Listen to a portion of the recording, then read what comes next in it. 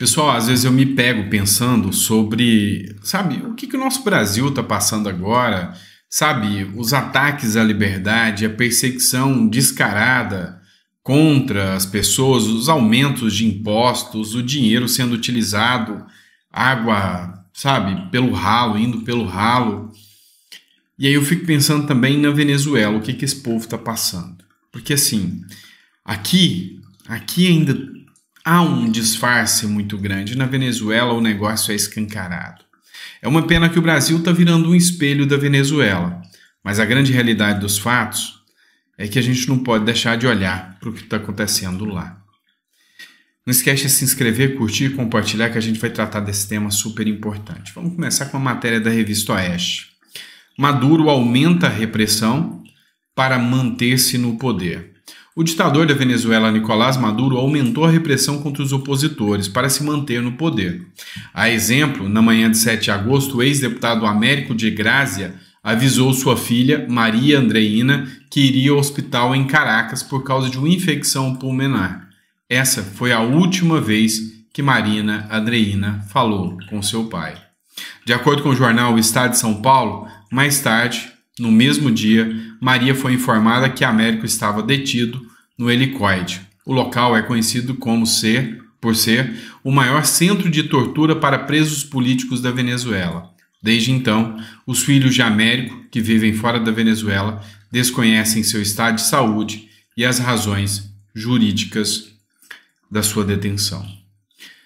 Sabe, aquela última matéria que tratou do deputado Homero aqui no Brasil, para quem acompanha questões de geopolítica como eu, que gosta muito de acompanhar o que está acontecendo fora do Brasil, o que está acontecendo na Venezuela, realmente assusta.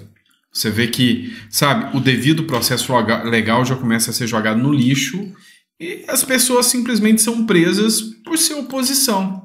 Esse é o grande ponto. A disfarçatez chega a um nível tão grande que o procurador-geral da Venezuela, né, que é o líder do Ministério Público de lá, ele inverteu o jogo.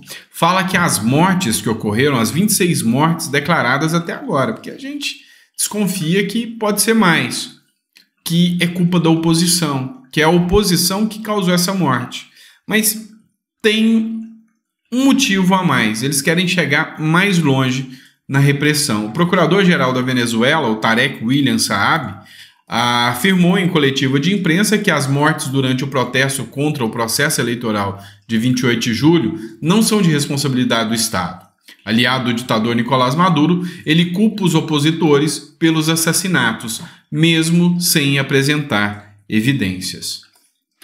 Cara, não precisa. Num Estado ditatorial, evidência para quê? Prova para quê?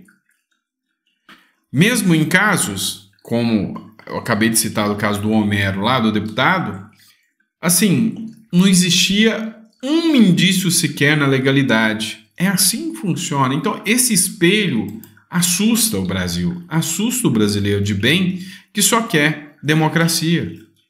E sabe, as coisas vão ficando cada vez mais tensas, cada vez mais tenebrosas na Venezuela. E a cada momento que passa, o Brasil vem se embrenhando nessa lama, se sujando cada vez mais. Por exemplo, olha só essa matéria do Mário Sabino, do Metrópolis. O Maduro deu uma banana para o Brasil, anão diplomático com certificado. E aqui o Mário Sabino ele esclarece bem, foi uma banana mesmo. Mandou o Lula ir para aquele lugar com essa ideia estapafúrdia de fazer uma nova eleição. Lá quem manda é o regime, lá o superior deles, o Tribunal Superior de Justiça da Venezuela, determinou que o Maduro é o vencedor, que não se pode apresentar as atas, quem apresentar as atas e juntar essas atas vai preso, o Maduro não precisa apresentar as atas, a decisão é irrecorrível e inquestionável. Sabe, o André Asa também fez uma análise, né? Maduro não chegou a esse lugar sem um apoio do Brasil. Mas se o Brasil apoia isso, como que as pessoas ainda podem acreditar que o Brasil está dentro de uma democracia? Será que aquelas pessoas que votaram no PT, aquelas pessoas que fizeram o discurso, a carta pela democracia, ainda acreditam que estamos numa democracia pujante, normal?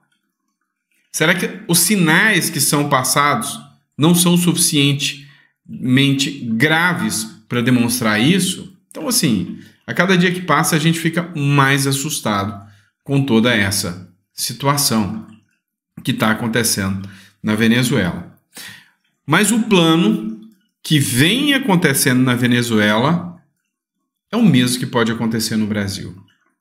Nem tudo que passa lá fora chega aqui nos telejornais brasileiros. Dá uma olhada nessa matéria da CNN em espanhol.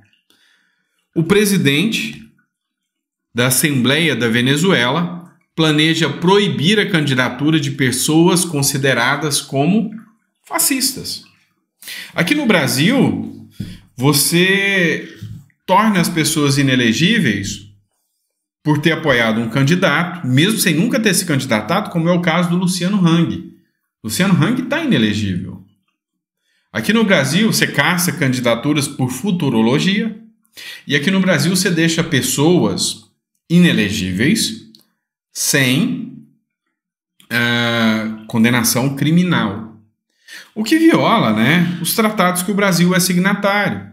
Porque os tratados dos quais o Brasil é signatário de direitos humanos estabelecem que ninguém pode ser tolhido senão por sentença penal transitada em julgado. Então, no caso do Bolsonaro, por exemplo, nunca aconteceu essa sentença penal transitada em julgado. E agora, eles vão apresentar uma lei antifascismo. Quem é que você vê aqui no Brasil chamando todo mundo de fascismo, agindo como, mas chamando os outros de fascista? Porque lá na Venezuela estão marcando com X. Quem é que fica agindo exatamente como fascista, com ameaças, tolhindo direitos, mas fica falando, seu fascista o tempo todo? Pois é, tem um espectro político. E lá na Venezuela, eles vão aprovar uma lei. E com essa lei, se eles declararem que você é um fascista, você não pode nunca mais concorrer a uma eleição. Eu estou acompanhando muito o caso de São Paulo, estou falando muito do Pablo Marçal e muita gente está até bravo comigo. O Pablo, se essa lei fosse aqui no Brasil, ia ser o primeiro a ser caracterizado como fascista no Brasil. Vocês não entendem isso? Porque não é quem a pessoa é, o que a pessoa é quem o sistema não quer. É assim que funciona lá na Venezuela. Igual agora. Agora, o Supremo deu uma decisão sobre as emendas parlamentares. Olha que interessante isso aqui. Vamos trazer aqui para a gente. Relatório do Supremo Tribunal Federal mostra aumento da transparência de emendas no governo do Bolsonaro. No governo do Bolsonaro era caracterizado como emendas secretas. As emendas secretas, o absurdo. Era assim que a imprensa tratava o tempo todo. Na verdade, é muito mais secreta na gestão Lula. Lá no governo Bolsonaro tinha mais transparência. Um relatório técnico encomendado pelo ministro Flávio Dino, olha que ironia, do Supremo Tribunal Federal, para diagnosticar o nível de transparência nos pagamentos das emendas parlamentares, verbas que deputados e senadores podem indicar no orçamento da União e que se tornaram o foco da mais recente tensão entre os poderes, mostra que a gestão do ex-presidente Jair Bolsonaro, o Executivo implementou medidas que elevaram o detalhamento desses repasses. Simples, mentiram para todo mundo. A imprensa mentiu como se não houvesse amanhã no intuito de derrubar Bolsonaro. Hoje, a imprensa já começa a acordar porque está rolando um burburinho que querem derrubar a Folha de São Paulo. A Folha de São Paulo passou em, vamos dizer assim, terrenos nebulosos demais, acusando pessoas importantes demais. Olha só, a imprensa está batendo de frente com o ministro do Supremo, Alexandre de Moraes. Olha, por exemplo, aqui uma matéria do O Antagonista. Vaza toga. Moraes parece agir como um policial truculento. O ministro já atua de forma onipotente, onisciente e onipresente, mas não lhe foi concedido o direito a desvios ou caminhos marginais à lei. Toda a imprensa tradicional, aquela que só batia no Bolsonaro, agora mirou no Alexandre de Moraes e reconheceu o seguinte: aquele que era o salvador da democracia está assustando a imprensa. Hoje, os poderes do Alexandre de Moraes são, simplesmente inquestionáveis. É interessante a gente fazer uma análise mais aprofundada sobre isso, porque o André Marsiglia, jornalista, ele escreveu o seguinte num artigo publicado hoje: Maduro se comporta com seus desmandos como um desconfortável e incômodo espelho, expondo que nossa chamada democracia anda muito feia, cada dia mais próxima de um dos regimes mais nefastos da América Latina. O que eu falei ontem para vocês em um editorial? Que quem olha lá dos Estados Unidos para cá reflete na Venezuela e enxerga o Brasil como um verdadeiro espelho. Eu falei isso ontem, num dos nossos editoriais. Então, sabe, aqui já não é mais uma questão de direita, já não é uma questão mais bolsonarista, é uma questão de constatar que alguma coisa não está indo muito bem na democracia. Olha só essa matéria do O Antagonista. Moraes liga vazamento de mensagens à organização criminosa que quer fechar o STF. É sério, cara. É sério que esse foi o argumento. O ministro Alexandre de Moraes, do Supremo Tribunal Federal, ligou o vazamento das mensagens que mostram as ilegalidades cometidas pelo próprio magistrado no Tribunal Superior Eleitoral a uma suposta organização criminosa. Segundo o ministro, os responsáveis pelo vazamento teriam o objetivo de caçar os integrantes da Suprema Corte até fechá-la definitivamente. Essa análise está no inquérito aberto pelo ministro na segunda-feira. Ele retirou o sigilo da investigação nessa quinta. Duas coisas que você precisa falar. Está falando que essa organização criminosa quer caçar os integrantes da Suprema Corte e até fechá-la definitivamente. Os deputados, senadores que assinaram o pedido de impeachment vão ser enquadrados dentro dessa organização criminosa. Ninguém quer tirar os ministros do Supremo Tribunal Federal, senão aqueles deputados e senadores que assinaram o pedido de impeachment do Alexandre de Moraes. E aí, será que todas as medidas que foram utilizadas contra Marcos Duval, dentre outros, vão ser aplicadas dessa mesma maneira? Olha o que foi escrito, na revista Oeste. Abre aspas. O vazamento e a divulgação de mensagens particulares trocadas entre servidores dos referidos tribunais se revelam como novos indícios da atuação estruturada de uma possível organização criminosa que tem por um de seus fins desestabilizar as instituições republicanas, escreveu Alexandre de Moraes na abertura do novo inquérito. Segundo o ministro, essa articulação ocorre principalmente contra órgãos que possam se opor de forma constitucionalmente prevista a atos ilegais ou inconstitucionais, como o Congresso e o STF. De acordo com o magistrado, essa organização atua em uma rede de internautas que compartilham mensagens com o objetivo de supostamente derrubar o Estado de Direito no Brasil. Então, toda a culpa é da galera que divulga matéria na internet, que quer derrubar a estabilidade das instituições no Brasil. É questão de tempo. O Supremo Tribunal Federal já fez uma nota, que em setembro agora será julgada a questão das fake news, da regulamentação das redes sociais. Muita gente, sem sombra de dúvidas, vai ser impactado com esta situação. Voltando ao André Marsiglia, já que a gente mencionou ele na primeira postagem, ele fez uma postagem interessante. Sobre novos inquéritos de Moraes, a Folha e o sigilo da fonte, algumas considerações e esclarecimentos.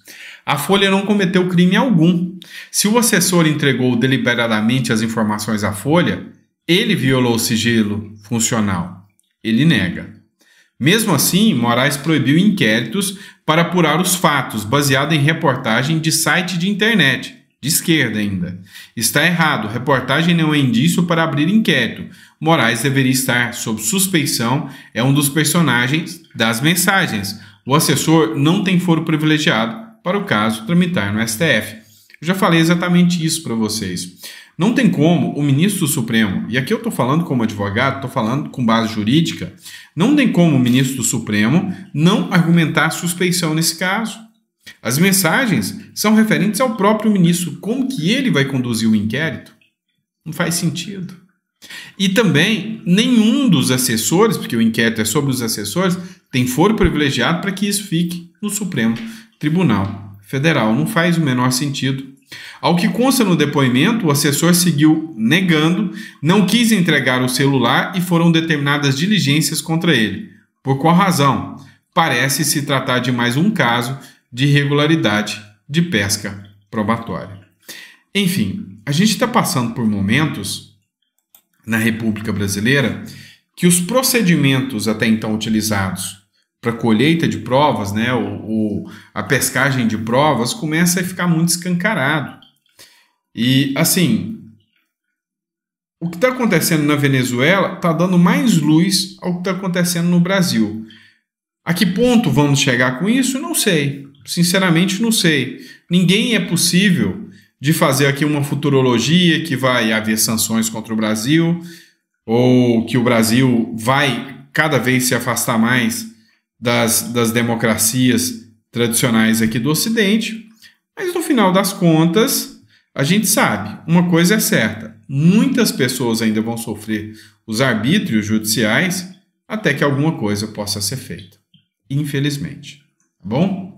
Pessoal, obrigado por ter acompanhado mais um editorial. Olha, hoje eu tomei meu segundo strike, tá? E olha que eu nem coloquei vídeo. Esse eu vou entrar com recurso, né? O outro, eu tinha um vídeo do Tarcísio. Hoje eu tomei mais um strike, mas sem colocar vídeo. Sem nada, tá? Então, assim, o único vídeo que eu pus foi um do Pablo Marçal. Eu acredito que o Pablo Marçal não é o tipo de dar strike. Estou averiguando, investigando para ver de onde que veio esse strike. No canal aqui. Mas, enfim, mais um, eu tô fora, né?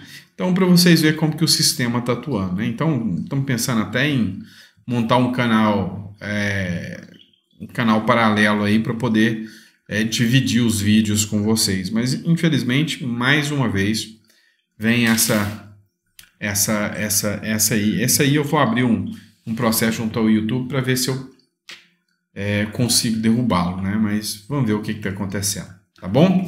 Obrigado, pessoal. Fica com Deus. Eu vejo vocês no próximo editorial. Até mais.